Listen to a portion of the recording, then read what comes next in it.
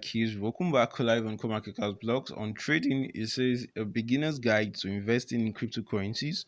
Article by Jenny Phillips. By keys. I encourage you to subscribe. Click on the red subscribe button down beneath this video so you get notified whenever I drop updates. And also, if you find this video tutorial beneficial. So, reviewing this article, it says beginner's guide for investing in cryptocurrencies. We have loads of them, different blockchains, crypto wallets, more and risk management, stablecoins, and more. So, over the last decade, cryptocurrencies have proven to be not only one of the best performing asset classes of our generation, but one of the best performing asset classes, full stop. But since their inception, major cryptocurrencies like BTC, ETH have experienced practically parabolic growth, generating returns that would make traditional investors grin with envy. So likewise, even less established cryptocurrencies and digital assets have gone on to generate impressive returns for speculators. But the cryptocurrency space is growing fast and is fraught with risk that can make it difficult to safely navigate doubly as for beginners. So if you've decided to invest in cryptocurrencies but don't know where to start, then this guide is for you. Here we'll be diving into most important concepts and considerations you likely need to get onto grips with when investing, provide some tips that will help you on your journey. So this guide is by no means exhaustive. So there are new opportunities, platforms, cryptocurrencies emerging every day. This guide should give you the fundamentals needed to kick off your crypto journey in the crypto space. So different blockchains, similar to the way there are different operating systems for programs and applications like Mac OS, Windows, Linux, Android. There are also different blockchains. Some of these blockchains are primarily designed to be supporting currencies and digital payments individually, like BTC, Bitcoin Cash, Monero, Dogecoin, ETH. Whereas other features support for smart contracts and full-fledged decentralized application dApps. These are essentially applications running on a distributed virtual machine.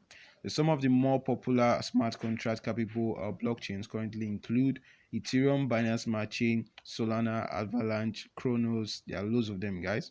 So each of these has its own array of popular dApps, many of which are genuinely useful and secure, while others are less so. You'll also need a separate wallet to interact with them. These can vary considerably in very form, function, purpose, utility, which means they each present different opportunities and risk. So new smart contract capable blockchains regularly emerge and go on to achieve success, while many either fail to accomplish their goals, pivot to a new use case, or fail completely. There's a simple tip for beginners. It says early stage blockchains often promise the world and then under deliver. History has shown that delivering groundbreaking improvements often takes years. Nonetheless, it's a good idea to familiarize yourself with the different platforms to maximize the number of opportunities available to you. Say, what are the crypto wallets? So, anyone wishing to interact with or invest in cryptocurrency will be needing a crypto wallet to manage your digital store or digital assets. So with much of like the wallets where you store your cash and cards, cryptocurrency wallets can vary considerably in their form, function, and security. So broadly, wallets can be divided into two categories. We have custodial, non-custodial. So custodial wallets, these are wallets that are held with a third party such as an exchange like Binance or a platform dealing with digital assets such as Nexo. They generally have the advantage of being relatively easy to use, connected to a variety of products and services, and support a large variety of cryptocurrencies. But they come with major drawback in that they do not provide access to your private keys. This means if the platform goes offline for maintenance or gets hacked, your assets will be either temporarily or permanently lost. Or the non-custodial wallet, said these are wallets that do not rely on centralized third parties to hold or secure your private keys. So as a result, non-custodial wallet holders are in full control of their assets at all times and are responsible for their safekeeping. These include many mobile and software wallets as well as hardware wallets. They have the benefit of being accessible at all times, and many support multiple assets and blockchains, but can be more challenging to use and have a great chance of suffering from user error. Some of more popular non-custodial wallets have been covered here. But a single simple tips for beginners is that every wallet has its own pros and cons. We recommend prioritizing security above all else, particularly if you've got a substantial portfolio. Opting for a cold wallet over a hot wallet is a good start. Although the cold wallet, they are not that expensive as compared to losing your crypto. You can utilize the SafePal wallet, which will be dropping a link in the description box. You get access to it. It enables you to save your wallets, your cryptos there, and it's a code wallet, which is more safer. For crypto exchanges, in order to invest in cryptocurrencies, you're probably going to need to use an exchange. These exchanges require you to perform your KYC most especially, while these typically allow you to purchase, sell, or trade or a variety of cryptocurrency in a safe, accessible environment. So broadly, exchanges can be divided into two. We have centralized or decentralized exchanges. Centralized exchanges are generally faster, cheaper to use, and easier to access, but come at the cost of privacy and custody of their assets. So decentralized exchanges typically feature better asset selection and allow you to retain full control of your privacy and assets at all times, but are usually more difficult to use and expensive. So most professional cryptocurrency traders will leverage both as part of their trading strategy and may use exchanges to go long, short, or both to maximize the number of opportunities they can capture from both ends. So as a beginner, odds that you always want to start with either a broker like Coinbase or Binance and get started with cryptocurrency. Meanwhile, we'll be dropping a link to Binance sign up bonus. Gives you up to $100 sign up bonus in the description box, so you can utilize it as a new beginner.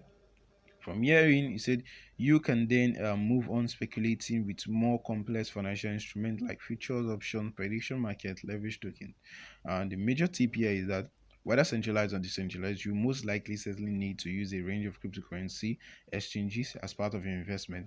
So, because of this, we recommend trying out a few of these major platforms. One we use majorly is Binance, as it's the world leading cryptocurrency exchange and comes with lots of security and other perks to see which ones best fit your need. And also it has this P2P section, enables you to bypass some government restrictions and more.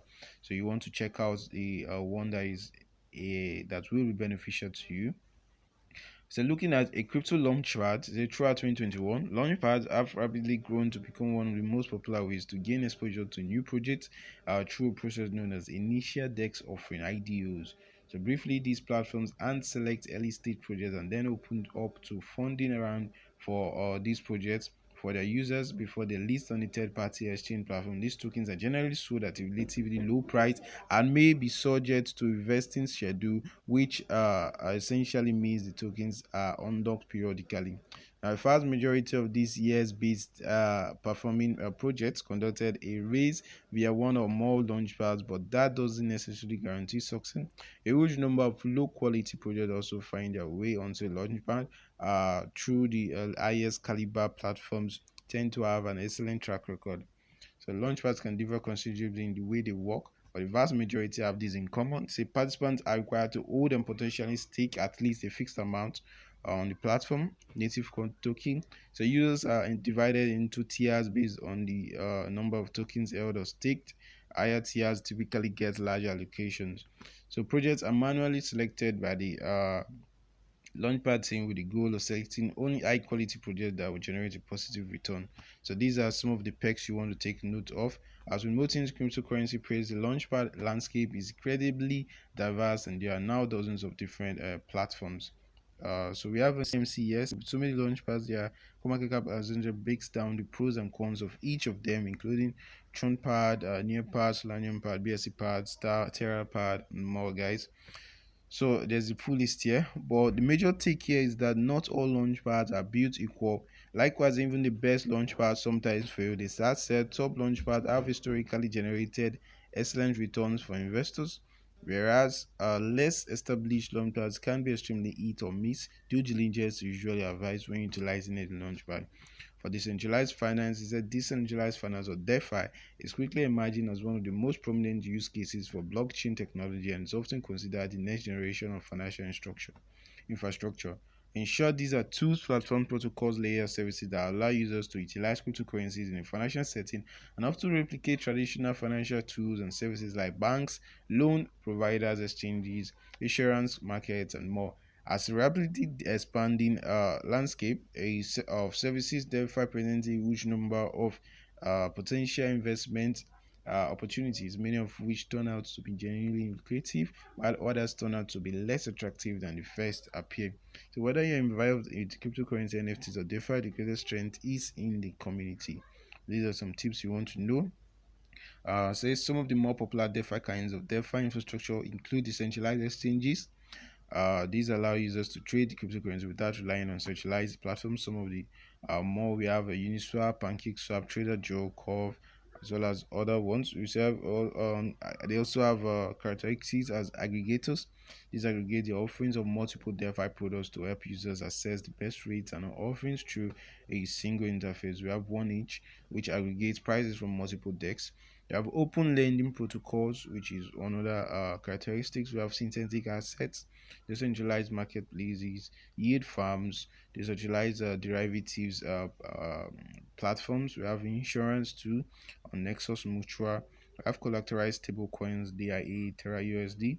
We have a launch pad. We also have savings investment accounts uh, open on Orion Money, BitLocus, and Yen Finance. Nonetheless, there are a huge number of opportunities to invest and profit through DeFi products and platforms. The major tips for beginners is that as a rapidly emerging industry, the DeFi space can be a little bit tricky to invest or park your funds. So you want to take note of this fact and invest only what you are capable of losing.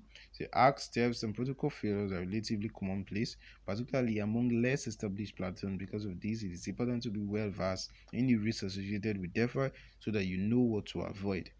Then we also have NFTs.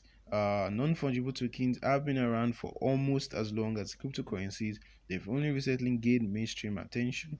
Nowadays, they're generally used to represent works of art, in-game items, digital collectibles, and other kinds of ownership rights. So there are different types of NFTs. We have Verity entry price. So the closer you pay to an NFT's original price, generally the more likely you are to see your token grow in value. And there's the hype. These are some characteristics about NFTs. A mini NFT collections see gradual price growth over an extended period of time due to more people coming in and more people utilizing. And one of these hype are usually done by celebrities or influencers promoting these projects. Then utilities, some NFTs including those associated with blockchain games, interactive experiences can have utility, in-game and marketplaces and more. You have designer, creator, supply and demand. The major tip is that there are a huge number of tools that can be used to track popular and upcoming NFT collections, including our own NFT tracker and Nassim's NFT Paradise and tools. Consider leveraging the latest tools as part of your NFT investment strategy. Stablecoins, so as the name suggests, stablecoins are a type of price stable cryptocurrency that are designed to maintain their value at a fixed peg and are primarily used by those looking to temporarily opt out of volatility. So stablecoins aren't generally considered a speculative asset. However, the slight variations in stablecoin valuations can be a source of profit for arbitrageurs.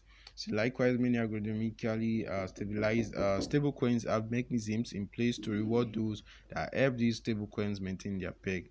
So as of writing, there are loads of stablecoins: Theta USDT coin, USDC, BUSD, EUS, and Theta Euro AROT.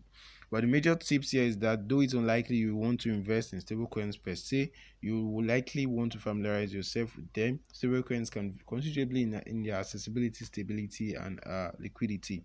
So most times when there's a dip, most crypto traders will want to convert their assets to some of their assets to a stablecoin to enable them save or edge on the declining rate of these funds.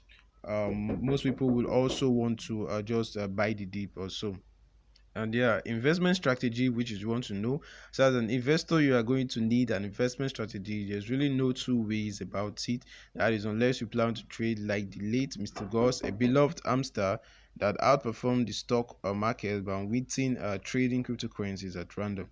So depending on the character, starting capital, and risk tolerance, and a myriad of other factors, investment strategies can vary considerably from person to person. Some prefer day-to-day trade to secure quick wins, So these are some perks you want to know. Interested in learning about differences between technical analysis and financial analysis (TFA). You can click here. I'll be dropping a link in the comment section. So below we've listed a range of tools and resources that could help you on your investment and journey. You want to create and track your portfolio to upcoming ICS calendar, trading theory on CoinMarketCap Alexandria. The markets won't always go up, how to short or to trade downtrends and more.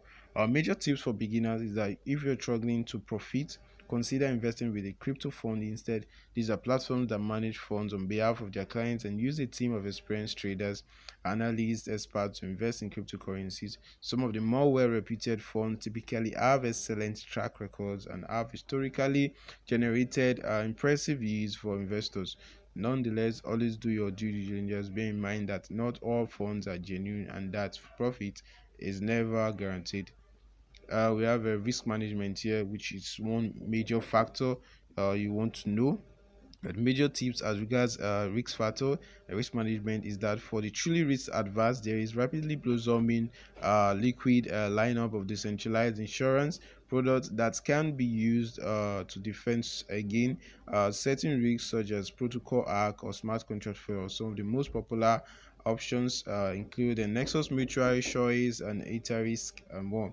Now, a word of caution is that unfortunately, like many primarily financial industry, the cryptocurrency industry is rife with scams. This primarily target less experienced investors, but there's a range of more sophisticated and nuanced scams that may dupe even experienced investors. So we have the rug pull for Squid token, which is one. There are also some cryptocurrency scams, basically, typically, that you want to look into. We have fake websites and applications, so you want to be aware of this. We have email phishing scams, direct messages, and more. Scammers can be incredibly clever, so they usually play on time urgency in their maze, identity theft, false reviews, and more, guys. So, tips is that most cryptocurrency scams rely on you manually providing your seed phrase, login details, or private keys to scammer. If anybody ever will ask you for any of these, consider it an immediate red flag and an almost certain scam that warrants extensive due diligence. So getting started with CoinMarketCap, it said CoinMarketCap is built as a single trustworthy resource for all your data needs. But immediately we've got a lot going on, ranging from extensive data feeds, interest rate tracker, learn and earn platforms, and lots more. That's why we've created a video. Okay, there's a video tutorial here where you can understand a guide. CMC, we also dropped one on our comment section. So you guys, if you have any questions, we do hope this article was informative enough. We're dropping a link in the comment section. Well, first and foremost, you need to subscribe. Click on the red subscribe button if you find this helpful. Click on the red subscribe button. Turn on notification, all notifications, so you get notified whenever we drop updates. Stay tuned for more, guys. You buy keys and in the comment section. Let us know what you feel. I'll try as much as possible to attend to you. Peace out. One love. You buy keys. See you winning, guys. See you winning, guys. If you have any questions as regards the beginner guide on cryptocurrency, I think our journey so far on the cryptocurrency world has been very, very good. Thank God. Just let us know in the comment section. One love. Peace out and stay tuned.